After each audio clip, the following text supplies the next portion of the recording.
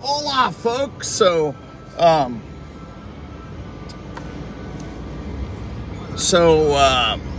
yeah, yesterday I turned the big 5-6, and just like everyone else in the United States, we're broke. Everyone's broke, and not much going on for Christmas or the birthday other than sharing a little bit of cake and some meat that I cooked up on the grill. And had my son over, and it's around Christmas, so no one comes over. You know, they're like, well, we're getting ready for Christmas. We can't stop getting ready for Christmas in our family to come over and hang out with you for December 20th. So, that's the deal. You know what it looks like, though? I'm getting ready to, if this weather does kind of, if the winter stays kind of mild, I'm going to have some winter grass that I need to mow, which is cool. So I'm kind of hoping for that, because it looks like that winter grass, that Poe grass. Man, the sun is bright this morning.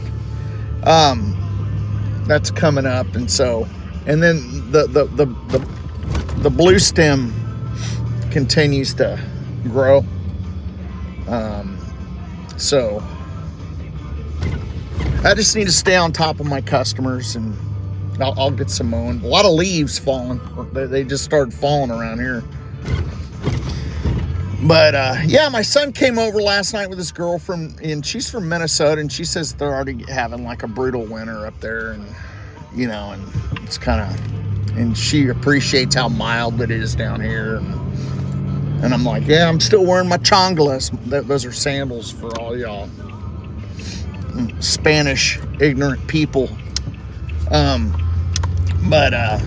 Yeah, so I got a job. It's a commercial job, and we got it's a business, and there's the back of the business.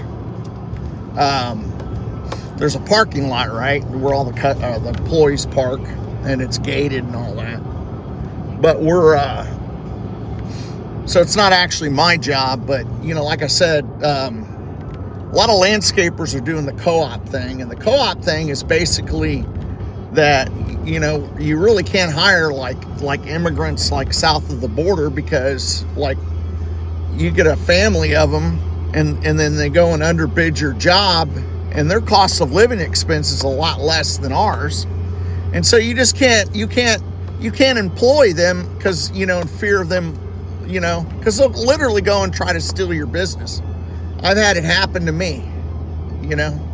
I you know, with a contractor and without, so you can't really do that. So, but this, so we work in co-ops, and I don't make as much money as I would if I were to get, you know, per job. But you know, you gotta, like, I'm not going out finding the job, so you know, so it's basically a decent wage, and usually it's around about 25 to 30%. Depends on who I'm working with.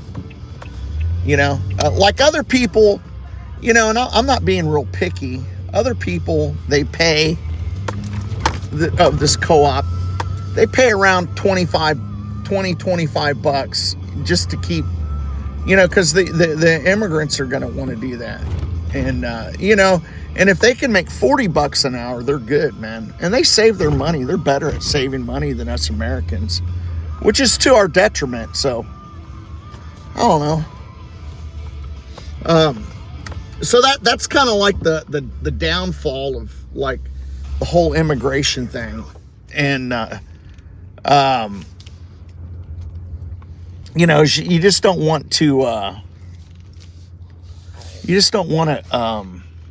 hire them, because they'll try to steal your work out from under them, and next thing you know, they have this multi-million-dollar company and stuff. What can I get started for you today? I would like just a regular coffee with oat milk, and like a large one, and like 3 pumps of that classic syrup in it. 3 pumps of the classic, okay? Yeah, that'll do it. Perfect, $4.38. So I'm back at Starbucks. They built one right next to my house, so it's kind of hard to avoid. I mean, their coffee's good. I just don't like how they've done their stances on things in the past, you know. So, but back to the this job. It's just a parking lot that we got to go and clean up. You know. Oh my God! I don't even have any change on me. That's how broke I am. I mean, we are not used to having kids, you know? So, but I try to put off all my bills, and I forgot to stop a withdrawal. And so I got on like one of them, because I tried to stop the withdrawal. I just forgot to, or maybe I thought I did it and did do it. And it's like, geez. But yeah, I work from paycheck to paycheck. It sucks. I need to do something, learn something different. I mean, I'm 56 years old. I guess if I haven't learned it by now, I'm never going to learn it. I guess I'm just going to need to pay off my house and, you know, just live off the money that I get. I mean, we'll make a good living. But, you know, we'll be rich once we don't have to pay for a vehicle, and we'll probably start paying cash for a vehicle, which isn't a bad thing. Paying cash for stuff, saving up and paying it. I mean, because, you know, once you save up cash, you just don't have to worry about that payment, you know? And, some of the things about finance that's been kind of my downfall as an individual. You know, I'm on my third marriage, and I've never been able to have any kind of savings plan with any of my wives. I don't know if I just picked these like impulsive women or whatever, or if I'm like way too impulsive or whatever. But like my brother's real good at saving money, and I'm sure my oldest sister, but we really don't talk, my oldest sister and I. But like just holding on to a budget and saying, hey, this is the budget you need to hold on to. And like, you know, if someone says, hey, we need money, well, this is our budget, this is all we can spend, you know. I just can't get that across. Hi, how are you? Good, how are you? Good. It's trying to act cold, isn't it? It's trying to act cold, isn't it? Oh yeah. It's not really cold, right? But it's kind of cold. With this fan on, it's cold. Oh yeah. All right. Yeah, you have a great day. Yeah, you too.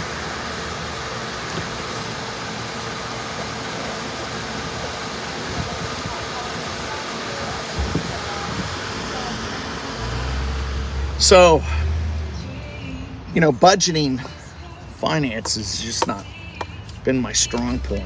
I mean, like I had that job teaching, and we have so much stuff that needed to be done to the house. I mean, I spent like $600 to get this like above ground pool. I mean, it wasn't a lot, like an Intex. But, you know, I did get ahead on a lot of bills. We got a lot of bills, man. And, you know, just a lot of spending, man. And I just can't afford anything, man. I mean, maybe it's just the economy, man. Maybe things will get better once Joe gets out, because, I mean, everyone is in agreement with that Joe is making one last big grift before they leave the White House. And I don't know if you're watching the news. I don't know the news, but some of the news sources that I follow, they're like, well, is he even in charge? You know, he has all these handlers and stuff, and, you know, and I mean, handlers could be like someone that like could, for publicity purposes, hey, this is what you need to do to stay in line. Because, you know, I'm sure it's hard to remember all the stuff that you need to remember. So I just cut off right there. I'm not supposed to, but I do. It's got them little holes. But like a handler, you know, they're just like trying to keep people in line. And it could be that, or it could be that he has these handlers that just need to speak for him because he can't really speak for himself. I mean, the man moves like a robot, and you know that's indicative of. I mean, if you've ever worked in a nursing home, which I have, you see that, and you don't need to be a doctor to say, "Hey, this is what's going on." And you know, I mean, you can tell that the guy is mentally compromised, and he has a history of head injury. And you know, my father did, and by the time he was Joe's age, he was suffering from it, man. I mean, the guy never did nothing. I mean, if he got into a car wreck, flipped his car, if he bumped his head, he didn't follow through with it. And you know, and by the time he was 80, dude, my dad was just, his brain started giving out on him. I mean, literally stroke after stroke. It's horrible. Couldn't keep his balance, heart attacks. I mean, he just really, like, in a matter, I mean, he was a reasonably healthy man, but in a matter of 6 months, dude, he just fell apart. And he tried to hide it, which was bad because he was embarrassed. Like he would crap himself all the time. So anyhow, horrible stuff. But I really believe that that's going on with Joe right now. And I'm just kind of talking to y'all while I'm driving to my job. It ought to be a decent payday. I mean, honestly, this guy pays pretty good. I mean, that got the job. I mean, you know, I've known him since high school, and he goes, yeah, and I'm bringing my own equipment, so he should kind of do a subcontract thing. I mean, you know, he helped me out in this business. If it wouldn't have been for him, I would have never had this resource to fall back on. I mean, it is kind of hard doing it in your 50s, but I mean, I can do it. I just can't do as much as like a 20-year-old. I've been, you know, like a lot of people are making money putting up lights this year. I couldn't do it, man. I you know, I'm just like, I'm not going to crawl up on a roof and put lights up. And, you know, and they were making like $500-600 for $800 to install lights at people's houses. So, I don't know.